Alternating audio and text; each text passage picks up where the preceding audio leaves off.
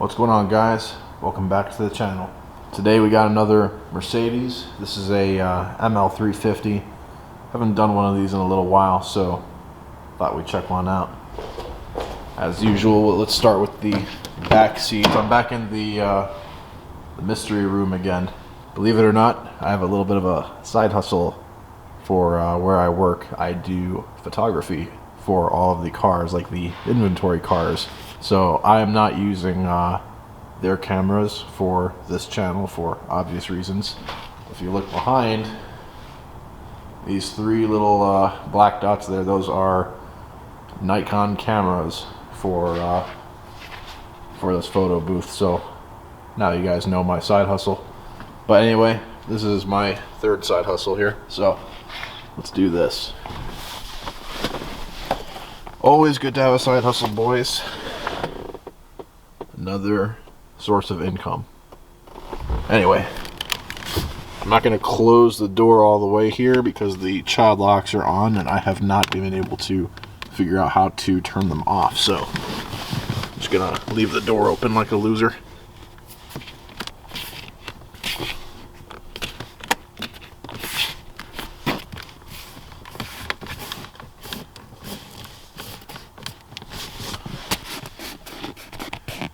Nasty MB techs.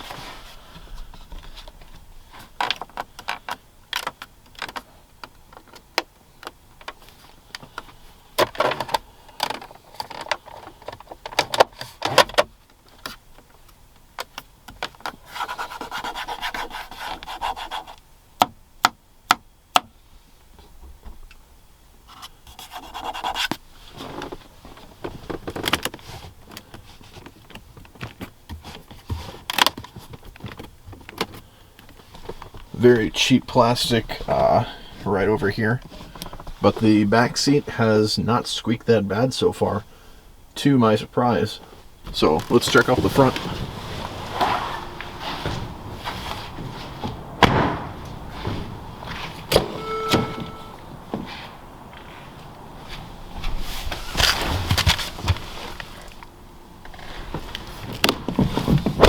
Now, before I begin, there is one thing I want to address. On my Audi Q5 video, a lot of people said that that car was incredibly squeaky, even though I gave it an 8 out of 10. I watched the video back, and let me tell you, I think the reason why people say that is because when I actually touch something, or even just rub my hand or finger against something, it sounds like a squeak ever since I got this new setup. So again, I have my my Rode shotgun mic on top of my camera, and this is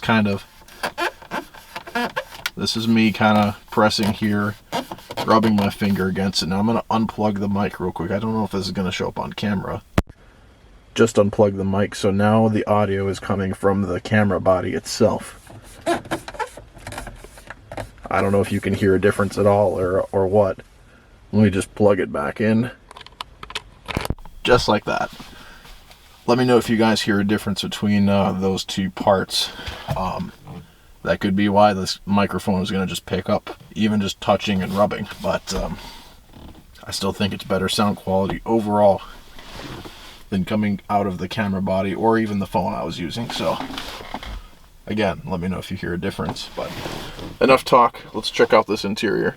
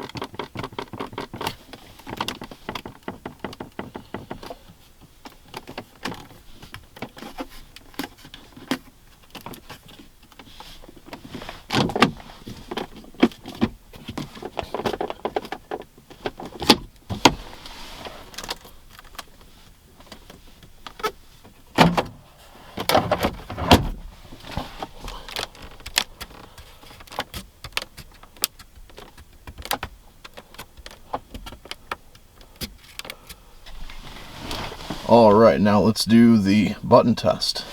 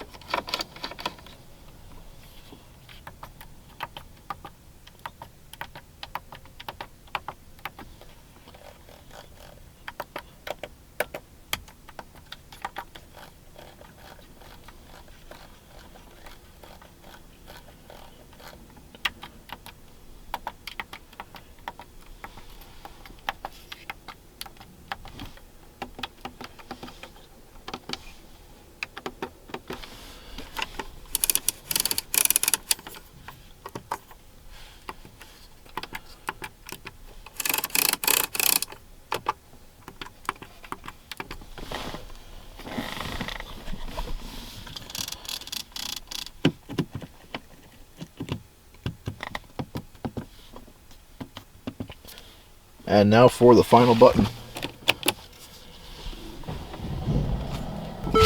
And in case you are curious, 99,000 miles. That's actually more than I thought this car had. Alright, how did it do? To my surprise, this car did very well actually for Mercedes. There were not nearly as many creaks as I thought there would be.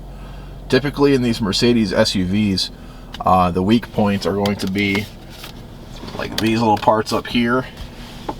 Some of the trim over here, some of the wood trim's a bit squeaky, and then this little center console media area here, as well as the climate stuff. Those are usually the weak points on these Mercedes. The side doors and whatnot are usually pretty good, although the wood can crack on those cars. I'm not seeing any cracked wood in here though. That's not an uncommon issue for Mercedes. This car does not happen to have that. But again, typical score for something like this would be a 4 out of 10, but oh man, this car didn't squeak all that much. Very surprised. I wish all Mercedes were like this, I swear to God. This car might actually be one of the good ones, and I'm not saying that just so I can try to sell it.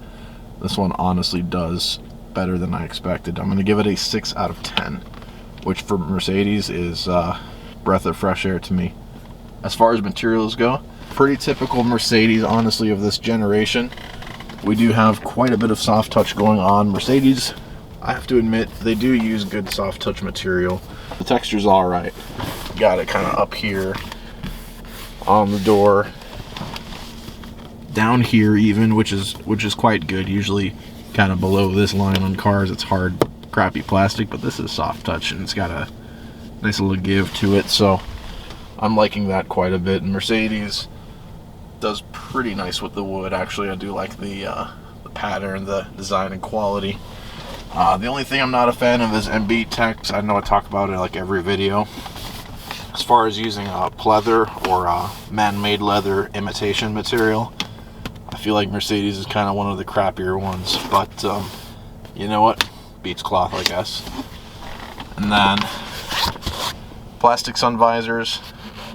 Again, not the biggest fan of that. Wish it could at least be cloth, so that's that. Otherwise, this is pretty typical and consistent from what I've seen in other Mercedes products. The buttons admittedly do feel kind of cheap, especially in the center console area.